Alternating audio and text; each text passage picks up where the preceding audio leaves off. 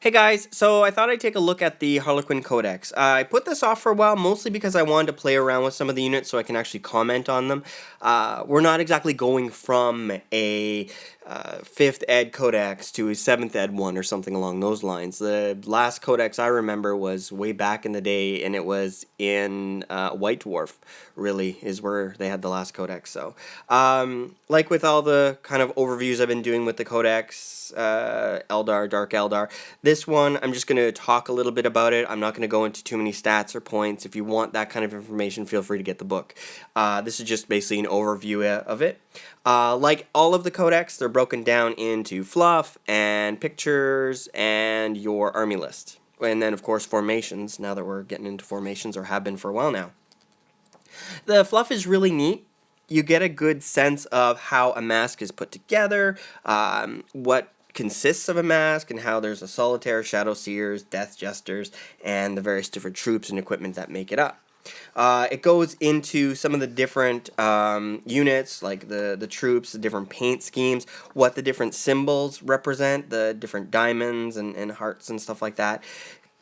It's really cool how they actually went into the numbering system as well, showing how Eldar numbers kind of start off with little triangles and evolve into little hearts and little arrows and stuff. It is kind of unique, so I was really excited to see that. It talks a little bit about each unit. Something that was absent from the Dark Eldar Codex, but was in the Eldar, this one also has a section where it goes over the various different units and goes through the fluff in them, rather than jumping right into the actual army list section. So that's nice and refreshing, and kind of, I think it's important, to be honest. It was definitely missed when it came to the Dark Eldar book. What's nice is it shows various different masks and paint schemes from them. It goes into the weapons, and since there are a few weapons that have been brought back from the good old days, or weapons that are entirely new, it kind of it gives you an idea of what they look like and how they work and the fluff behind them. There's also, of course, a timeline in here where it goes through what the Harlequins have been up to, and there's actually a really cool picture that goes into the webway, and it shows a lot of different exits coming out of it into the real space. So the pictures, when you actually get into the center of the codex, being able to see the Harlequin masks grouped together and the formations and stuff, it really looks cool seeing them on the table. They look like an army that is supposed to look the way it looks. I'm really not sure how to kind of describe that more than they look right when they're on the table. They don't look kind of disjointed, or the how various different units, when you have them on the table, might not necessarily look right beside their equipment or something along those lines. And what's really nice is you kind of get an evolution. So you take a look at the Dark Eldar equipment, you take a look at the Harlequins equipment, and you take a look at the Eldar equipment. You can see a relationship between the three, definitely there, which is nice to see. They didn't kind of go off on any crazy tangents, which they're pretty good at doing when it comes to the models. So, alright, so let's take a look at the forces of the Harlequins. And you're going to notice right from the start is they don't have HQ choices. But that's okay. You've got some really cool detachments, and you have some really cool formations within the Codex. Just means you can't take advantage of the combined arms detachment in the big rulebook. Now, when it comes to the compulsory units in the Harlequin Mass, which is the main detachment in the Codex, you're going to have, for compulsory, 3 troops, 2 fast attack, and a heavy support. You can also, as an option, take up to 7 elites. Now, with that said, you're either going to choose the detachment based on the number of elites that you can actually take within it, or you'd probably best off taking a look at some of the other formations, because they've got some really cool rules in there. The restrictions, of course, for the detachment is that everyone has to have the Harlequin faction.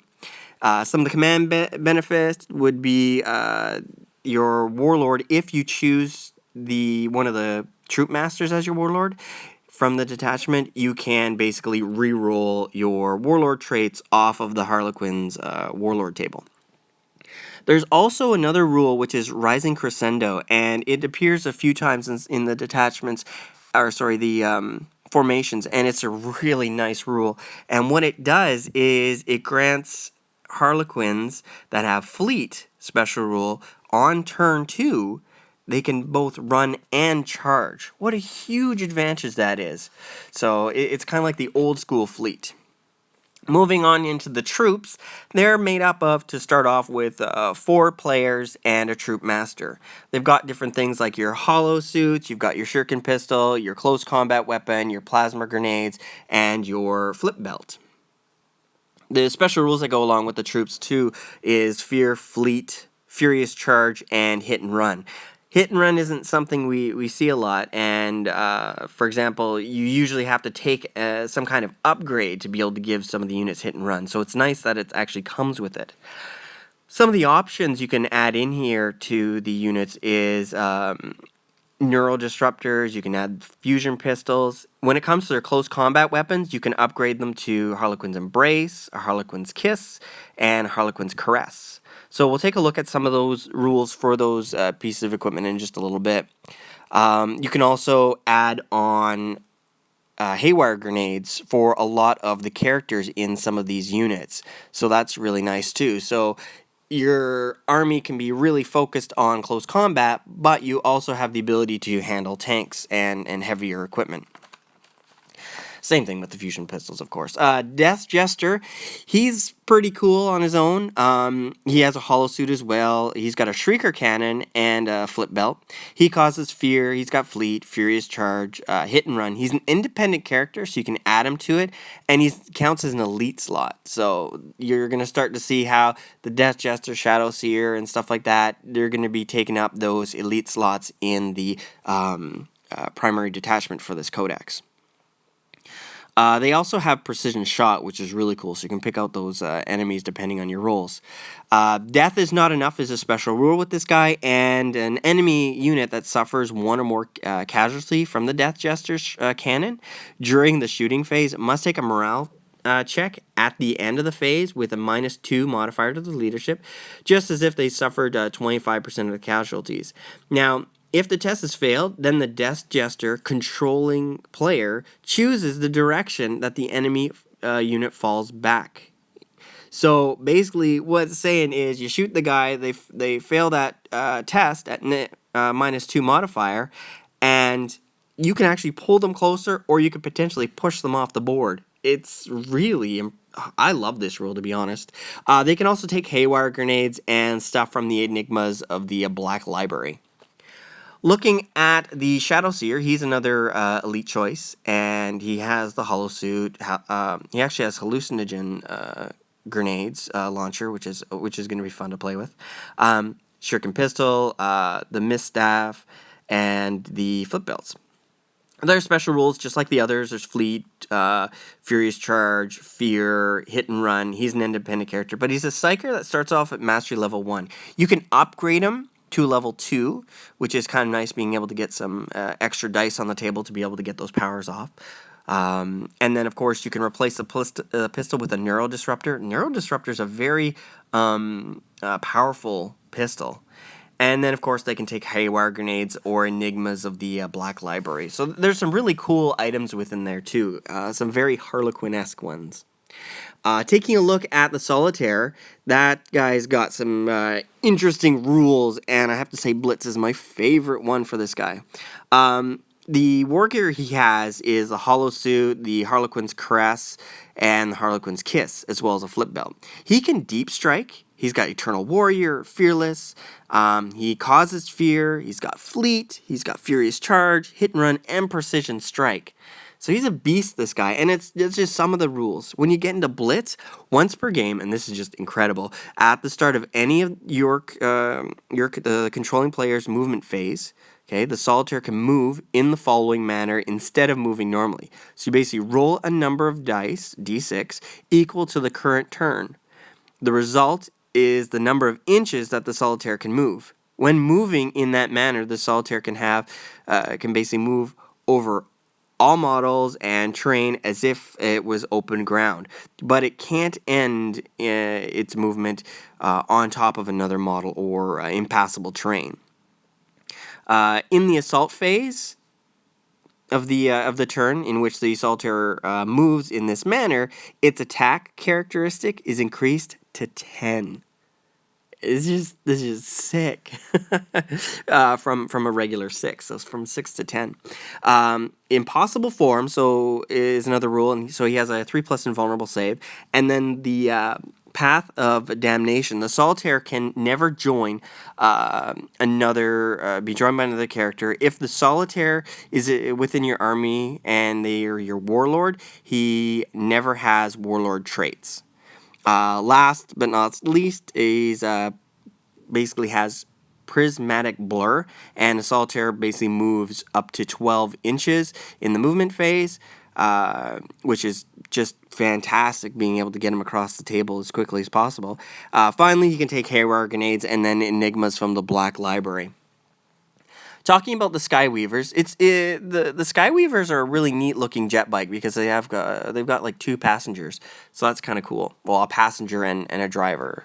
So it's got hollow suit star bolas, which are a very powerful one-shot only weapon. Though I've never been very thrilled with one-shot weapons, but it's a small blast, and it can cause a lot of damage if you have larger units.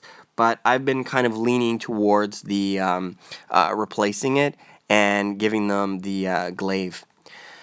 Has Mirage launchers, which I'll talk about in a little bit. Those are really nice. Skyweaver jet bike just goes off the Eldar jet bike rules, and then Fear, Furious Charge, and Hit and Run. You can have you start off with 2 of these bikes, and you can have up to a total of 6 actually in a unit, but they're very expensive points wise. You can also replace the bolas with the glaive, like I said, and that's really nice for close combat. You can also take the shuriken cannon and replace it with a haywire cannon to, handle or deal with those terrible tanks that are sometimes out there that some of the other weapons just might not necessarily deal with very well. So the Star Weaver is very similar to the Venom. It just has a few differences. Namely, it's armed with 2 shuriken cannons. It has hollow fields. It has Mirage launchers. It also has a transport capacity of 6 models, which is a big improvement compared to the Venom. It also has Fear, which is kind of cool too. So it's nice. You can put that troop unit in there and add a character to it to beef it up, or just add another troop member. And so that basically is the fast attack, the Star Weaver and the bikes. The heavy support goes into the Void Weaver. And the Void Weaver is basically the same chassis as the Star Weaver. It's just the one that has more guns. So it has a Haywire cannon and 2 shuriken cannons. One shuriken cannon is mounted on the bottom, the other one's mounted on the aft. It has hollow field, Mirage launchers, and it also has Fear as well. Now, the aft weapon, whenever the Void Weaver shoots the shuriken cannon mounted on its aft, it can shoot at a different target to the Void Weaver's other weapons. So the shuriken cannon mounted in the aft can only target units that are within that rear-facing arc. You can also add 2 additional Void Weavers to the group, so you can have a group of 3. And you can also replace the Haywire cannon with a prismatic cannon for a few more points. And it all depends on what you're looking for when it comes to those weapons and what you want your Void Weaver to basically be able to do. So taking a look at the formations, I'm going to destroy this name. I'm never very good at it. But Sigorach or Kagorach or Dude's Revenge. The formation's very similar to the detachment, just not as flexible. Here you've got 3 troops, you've got 3 Death Jesters, 3 Shadow Seers, 1 Solitaire, and 2 Skyweavers. You also have 1 Void Weaver in there too. Special rules, you've got the Emissary and the Rising Crescendo, which we talked about earlier, and the other one, which is new, which is the Consummate Performance. You can re-roll invulnerable saves of 1 for all models in the formation. So the Serpent's Brood, which is a neat one, is going to be 3 troops, 2 Skyweavers, and 3 Star Weavers. Oh, and a Void Weaver is going to be in there too. Now, the only restriction is that all of this formation's troops must each take one of the formation Star Weavers as a dedicated transport. So that's kind of neat. Now, you've got the Emissary as part of the special rules. The Skyrider special rule is kind of neat. So basically, a troop from this formation can use its hit and run special rule to embark in an unoccupied Star Weaver from this formation. As long as the distance rolled in the hit and run move in inches is sufficient to allow all models in the unit, including any characters that have joined it, to move within 2 inches of the unoccupied Star Weaver in this formation. So basically, then you can immediately embark, and furthermore, if all the models in the unit can consolidate within 2 inches of an unoccupied Star Weaver in the formation, then the unit can immediately embark. Like, that's amazing. It's like they're jumping out, killing something, and then they turn around and jump back in their vehicle. So that's really kind of cool. The cast of players, which is one that's probably going to be used by a lot of people just getting into the Harlequins. Now, this one here, its formation is a troop, a Death Jester, and a Shadow Seer. Their special rule, they've got Crusader, and Crusader is basically a unit that contains at least one model with this special rule. Rolls an extra dice when making run moves, and then, of course, uses the highest result rolled. So, in addition, the unit that contains at least one of these models with this special rule also adds a D3 to sweeping advances. They also have the Herald of the Laughing God. So, any model within the Eldar or Dark Eldar faction, friend or foe, within 6 inches of one or more of these models in this formations has the Crusader special rule. So the unit has Crusader, and they can give it to other units that have Eldar or Dark Eldar faction, friend or foe, which is kind of cool. All right, let's try this name again. Kagorach. Buddy's Jest. This formation is made up of one troop, one Sky Weaver, and one Void Weaver, and what they have is basically Rising Crescendo. So it's kind of nice. It's a very small formation, and it's very fast. You've got the Hero's Path, which is a very different one, and this is basically just a Death Jester, a Shadow Seer, and a Solitaire. Now, they have special rules of Infiltrate, Shrouded, and Stealth. They also have the special rule of a Solitary Path, so models in this formation cannot join other units, nor can they be joined by other characters. And last but not least, we've got Falshu's Blade, which is a formation made up of 2 Sky Weavers and 2 Void Weavers. The special rule for the formation is kind of neat.